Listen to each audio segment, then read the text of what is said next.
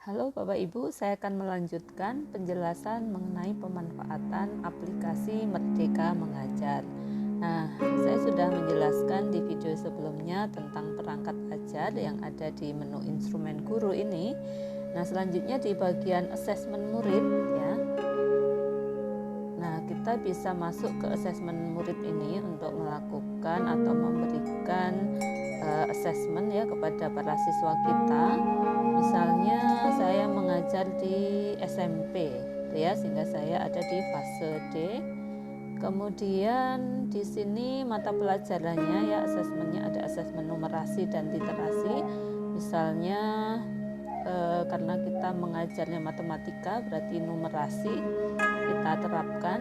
Nah, di sini ada soal-soal terkait dengan asesmen numerasi. Nah, kalau kita misalnya akan memberikan asesmen literasi, kita pilih yang literasi ini, terapkan. Kemudian di sini ada soal-soal terkait dengan asesmen literasi. Kita coba misalnya saya akan melakukan asesmen kepada para siswa kelas 7 dan 8 begitu, menggunakan soal aljabar yang ada paling atas ini. Kita klik di sini. Nah, di sini akan muncul ya penjelasan bahwasanya soal aljabar ini ada 12 soal yang dapat dikerjakan selama 45 menit. Kemudian ini untuk fase D, kelas 7 dan kelas 8, cakupan materinya adalah rasio dan proporsi, relasi dan fungsi. Nah, lihat detail kompetensinya bisa kita klik ya untuk mengetahui lebih detail capaian kompetensi yang diharapkan. Kemudian kita juga bisa melihat soalnya di daftar soal ini. Nah, ini adalah soal aljabar yang akan kita bagikan. Ini soalnya dibuat menggunakan Google Form ya. Soal yang akan diberikan kepada para siswa seperti ini. Kembali ke detail, kita akan gunakan assessment ini ya. Di bawah ini ada tombol gunakan assessment ini. Nah, kita ada dua pilihan, apakah online bagikan tautan ke murid atau offline unduh dan cetak soal. Kita misalnya pilih online ya, bagikan tautan ke murid. Lanjut, kita bisa misalnya kelasnya belum ada, kita buat kelas baru.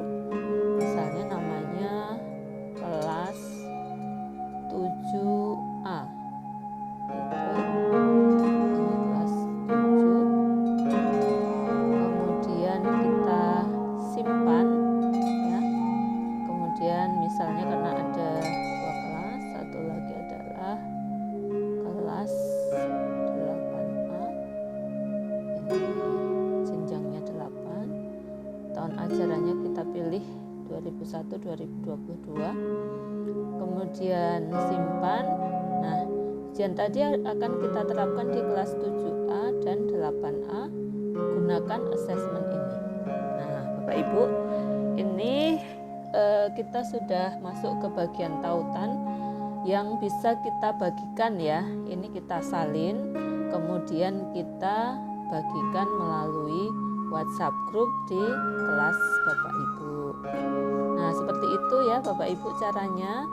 Nah, bagaimana untuk melihat hasil assessment ya, kalau misalnya anak-anak sudah diberikan waktu tadi 45 menit, di bawah ini ada assessment saya ya, di bawah ini ada assessment saya.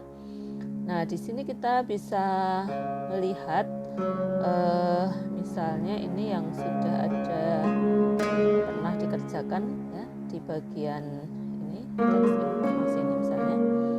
Nah, di sini kita bisa melihat ya, ini 5 murid sudah dinilai, muridnya ada 15 yang sudah mengumpulkan, ini yang sudah dinilai. Nah, ini belum diperiksa, misalnya saya akan melakukan pemeriksaan. Ini ada anak namanya Susi, kita lihat ini pertanyaannya, kita lihat kunci jawabannya. Kunci jawabannya dihaluskan dan ditempelkan pada bagian luka. Nah, ini berarti salah. Kemudian kita simpan.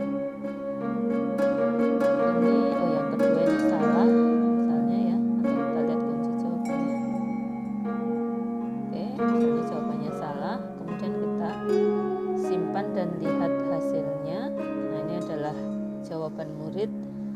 Oke Bapak Ibu, kemudian di siswa berikutnya ini kita lihat ya, kita periksa misalnya nomor 1, dihaluskan dan ditempelkan ke luka. Kunci jawabannya kita bisa lihat betul. Kemudian nomor 2, jawabannya adalah tes. Kita lihat kunci jawabannya, ternyata salah ya, kita bisa koreksi seperti itu. Kemudian kita simpan. Nah, ini adalah hasil jawaban siswa.